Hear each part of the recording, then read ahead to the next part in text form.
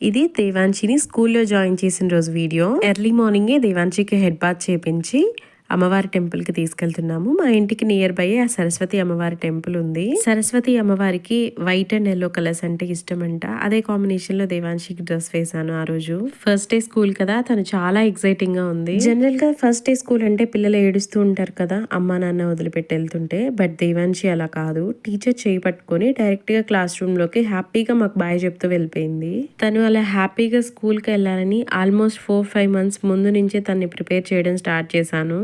Even తనకి అక్షరాభ్యాసం చేయించిన తర్వాత 4-5 months తర్వాత స్కూల్లో జాయిన్ చేశాము. తను స్కూల్లో జాయిన్ అవ్వడానికి 100% ప్రిపేర్డ్ గా ఉంది అని మాకు కాన్ఫిడెన్స్ వచ్చాకే తన్ని స్కూల్లో జాయిన్ చేశాము.